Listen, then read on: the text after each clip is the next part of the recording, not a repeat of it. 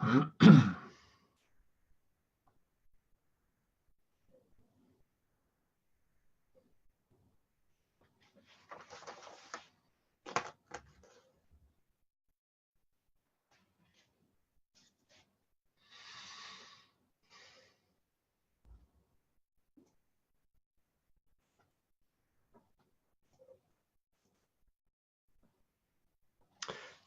and welcome to this mini masterclass series. This is the Learning Mini Masterclass series, Lunch and Learn if you like. I'm Dr. Simon Wade, the Webinar GP, and I'm running 5 teaching sessions. We had a welcome session at the start of the week, 5 teaching sessions. This is session number 3, and overall I'm sharing 10 top tips for learning so that you can learn efficiently and effectively. So without further ado, I will share my screen, and I'm going to share a clip from a learning masterclass that I delivered last year, about 15 months ago, and I hope you'll get some good value, and then we'll have a little chat afterwards.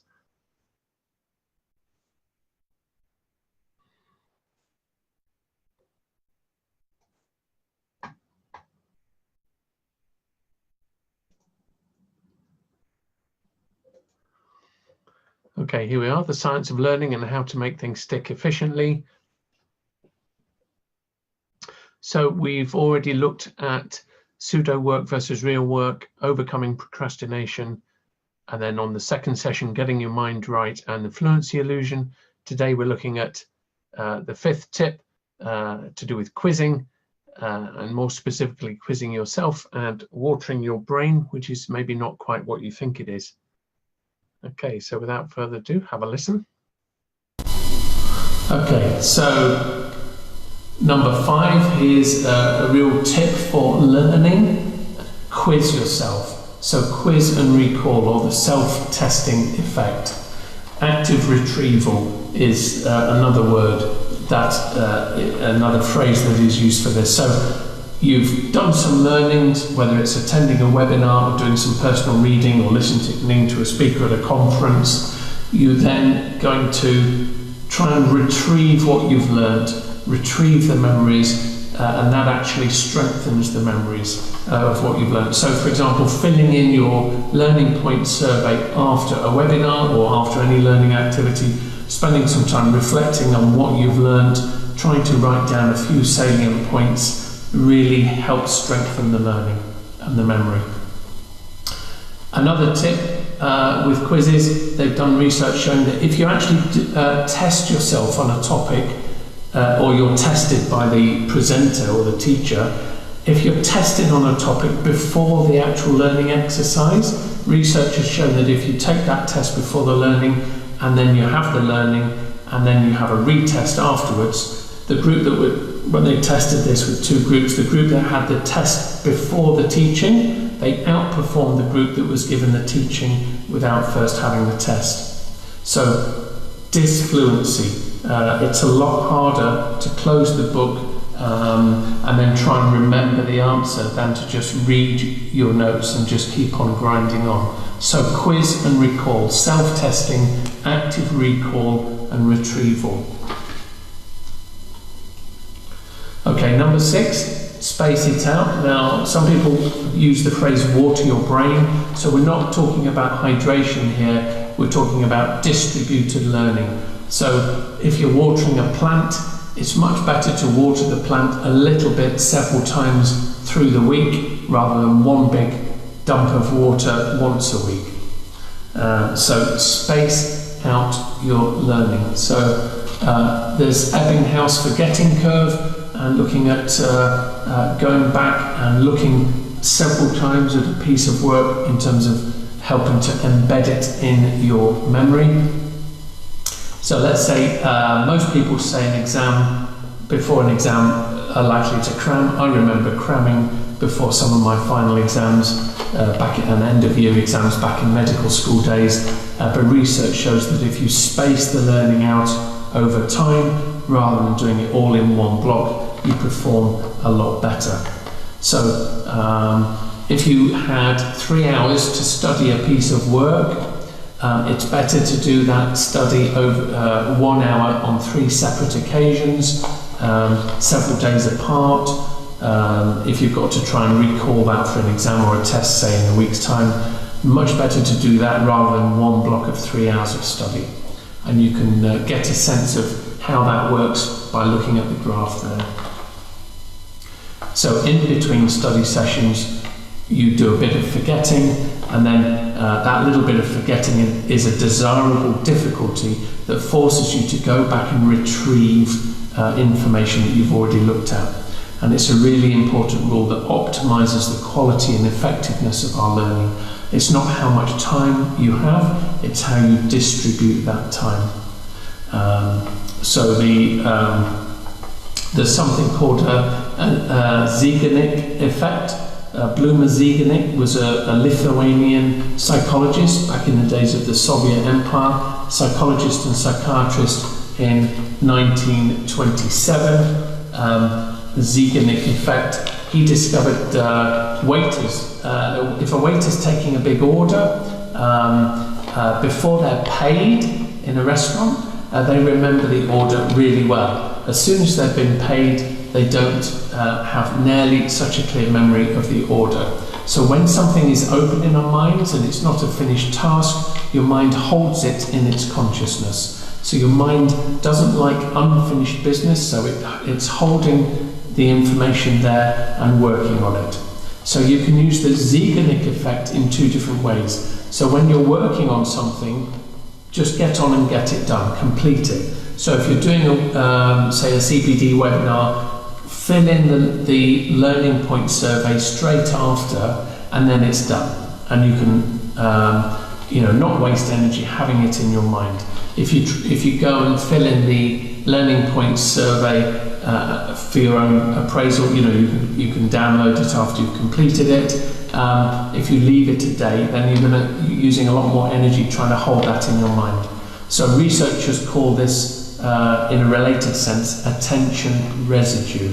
And it's one reason you don't want to multitask and go from this to this to this to this, as your mind is trying to hold all the different separate things, all these open loops in your mind. You need to finish what you start, and then it's done. Okay, now the other way you can use the Zeigarnik effect is to deliberately not finish stuff off. So you can apply the spacing effect and the Zeigarnik effect together. So say you're working on a longer term project, a research project, for example, it's a great idea to start it as early as possible and then do little chunks at a time. Don't leave it all at the end to cram all the work in. If you wait till the end, you're not giving your subconscious mind time to chew on it. By starting it early, it's not finished, so your mind has an open loop, and that's a good thing if it's a long-term project. And then your subconscious mind can be filtering different things that are happening in your life and thinking about ideas and processing in ways that we don't fully understand, but they're very powerful. The subconscious mind has been likened to a supercomputer, whereas your working memory has been likened to a post-it note in comparison. So to summarize this section, we want to space out our learning, little chunks through the period of time that we have. So that's where the once a week 1 hour CPD webinars I think work really well, because you're spacing out your learning through the year. So water your brain the same way that you'd water a plant. Remember the equation: work accomplished equals time times intensity, in brackets times quality. And Cal Newport recommended we work in any intense burst for no more than 1 hour. So we can oscillate between intense bursts, 1 hour slots over days or weeks or months even. So it's not just how much time you have, it's how well you distribute it. It's one of the challenges I find if I go to an all-day conference where you're crammed in learning over a whole day. It's very difficult to absorb that amount of learning over the course of a day. Distributed learning seems to be much more efficient use of time. Okay, excuse me, I'm just going to have a sip of water. Okay, I hope that made sense and you got a lot of value. You'll be able to come back and watch the recording if there was quite a lot there for you. And just before we finish, just a little correction. I was, sorry, I'm getting a little flash up on the screen. I think you're hearing me okay. The little correction, Bluma Ziegenig was a lady, not a man as I referred to in that little clip. But fantastic, the Ziegenig effect.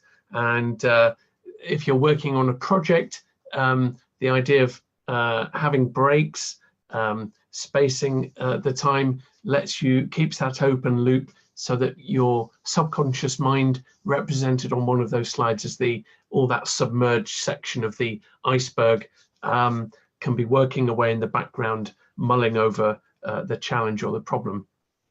Another example of spacing for productivity, Ernest Hemingway, famous author, he used to recommend actually stopping when you're in full flow. So if he was in the middle of writing a novel, when he was actually having a good patch and he knew what he was writing, he got into the habit of actually stopping when he was in a good place, rather than stopping when he was stuck. And he found that if he stopped when he was in a good place, went away and had his break, when he came back, he could pick up very quickly and off he went.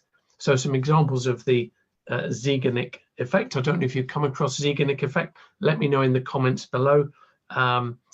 So deliberately not finishing is interesting.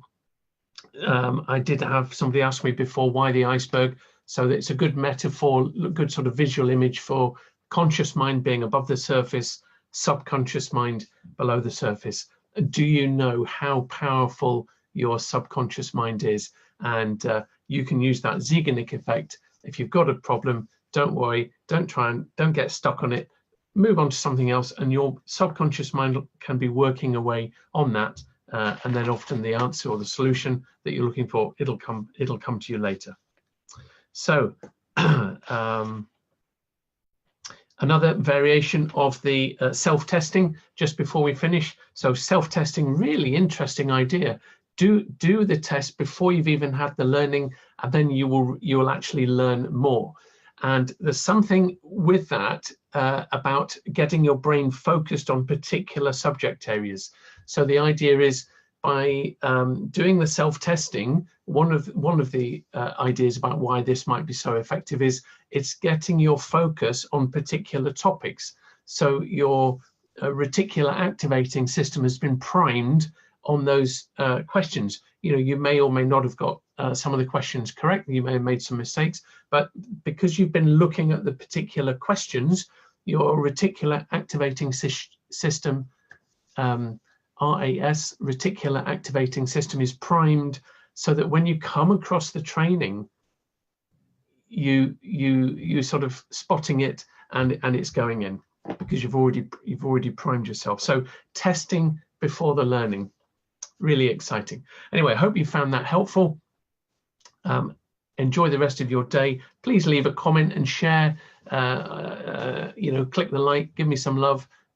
Share with colleagues. If you think that this is useful, go back and have a look at the other sections if you haven't had a look at this. I'm raising awareness of what we do at Webinars for GPs with this little learning mini masterclass series. And do let me know, leave a quick comment, let me know that you're getting some value. We've got another session tomorrow, 2 more sessions in this mini series. Okay, bye for now. Keep on enjoying your learning and do it efficiently.